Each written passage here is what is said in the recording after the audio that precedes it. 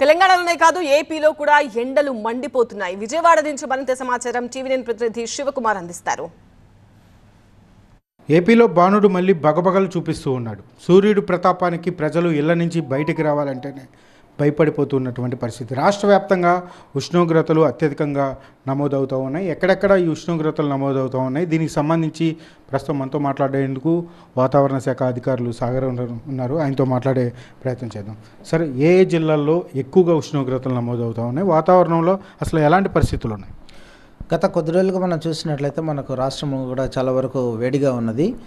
మరీ ముఖ్యంగా చూసినట్లయితే మనకు కొన్ని స్టేషన్స్ పర్టికులర్గా కర్నూలు, నంద్యాల, రాయలసీమలో చూసినట్లయితే, అలాగే అనంతపురము, అదేవిధంగా మన కోస్టల్ ఆంధ్రప్రదేశ్లో చూసినట్లయితే ఎన్టీఆర్ జిల్లాలోని నందిగామ కావచ్చు, లేకపోతే పర్నాడులో జంగమేశ్వరపురము, అలాగే కాకినాడలోని మనకు తుని స్టేషను, ఇవన్నీ కూడా మనకు సాధారణ ఉష్ణోగ్రతల కంటే గరిష్టంగా రావటం జరిగింది గత కొద్ది రోజులుగా చూస్తే. కానీ సాధారణ ఉష్ణోగ్రతలతో మనం కంపేర్ చేసినట్లయితే ప్రతి ఒక్క ఐవీఎఫ్ క్లినిక్ లో మేము మీకు ఈ డిస్కౌంట్ ఇస్తాము, ఆ డిస్కౌంట్ ఇస్తామంటారు. కానీ మేము బిడ్డని ఇస్తాం అని ఎందుకు చెప్పడం లేదు? మనం ప్రామిస్ కోసం డబ్బులు ఇస్తున్నామా లేదా తల్లిదండ్రులు కావడం కోసం చెల్లిస్తున్నామా? నోవా ఐవీఎఫ్ దాగిన ఖర్చులు ఉండవు, మీరు నమ్మగల నైపుణ్యం మాత్రమే. గరిష్ట ఉష్ణోగ్రతలు చూసినట్లయితే సాధారణ ఉష్ణోగ్రతల కంటే 2 నుంచి 3 డిగ్రీలు ఈ రోజు నుంచి రేపు వరకు ఉండే అవకాశం ఉంది. ఆ తర్వాత మనకు పెద్ద మార్పు లేదు. పెద్ద మార్పు అంటే మనకు ఉష్ణోగ్రతలు సాధారణ ఉష్ణోగ్రతల కంటే మనం +or-2 డిగ్రీస్ అని చెప్తాం. అంటే మార్పులు వస్తాయి అంటున్నారు.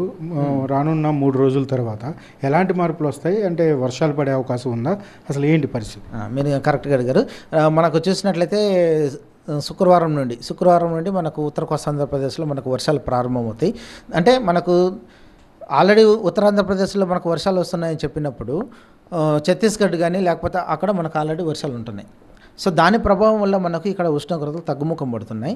అలా తగ్గుముఖం బట్టి మనకు శుక్రవారం నుండి అంటే డే 5, డే 6, డే 7, 21, 22, 23 రోజుల్లో మనం వర్షం ఎక్స్పెక్ట్ చేస్తున్నాం. అది 22వ తారీఖున మనకు దాదాపు కోస్టల్ ఆంధ్రప్రదేశ్లో కొంచెం ఎక్కువగానే విస్తారంగా పడే అవకాశాలు ఉన్నాయండి. కాబట్టి మనకు గరిష్ట ఉష్ణోగ్రతలు చూసినట్లయితే ఒక 3 రోజుల తర్వాత మనకు ఎలాంటి మార్పు ఉండదు, కొంచెం తగ్గుదల కనిపిస్తుంది. అంటే ప్రస్తుతం హై టెంపరేచర్స్ ఏ జిల్లాల్లో ఎక్కువగా నమోదవుతూ ఉన్నాయి? ఎన్ని డిగ్రీస్ ఉష్ణోగ్రతలు నమోదవుతాయి? మనకు రాయలసీమలో గత 3-4 రోజులుగా చూసినట్లయితే ముఖ్యంగా కర్నూలు, నంద్యాల, అనంతపురం ఇవి దాదాపుగా 40 డిగ్రీల ఉష్ణోగ్రతలు నమోదయ్యాయండి.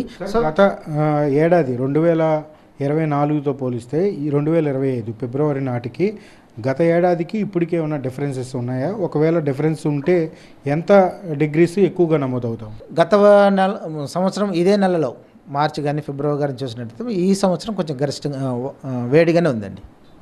ఇది గత ఏడాదితో పోలిస్తే ఈ ఏడాది ఉష్ణోగ్రతలు అయితే అధికంగానే నమోదవుతున్నట్లుగా వాతావరణ శాఖ అధికారులు చెప్తూ ఉన్నారు. అయితే ఇప్పటి నుంచి 3 రోజుల పాటు ఇదే విధంగా ఎండలు ఉన్నాయి. ఆ తర్వాత నుంచి వర్షాలు పడే అవకాశాలు కూడా ఉన్నాయని చెప్పని వాతావరణ శాఖ అధికారులు చెప్తూ ఉన్నటువంటి పరిస్థితి అయితే కనపడుతోంది. కెమెరామ్యాన్ సత్యనారాయణతో శివకుమార్, అమరావతి నుంచి.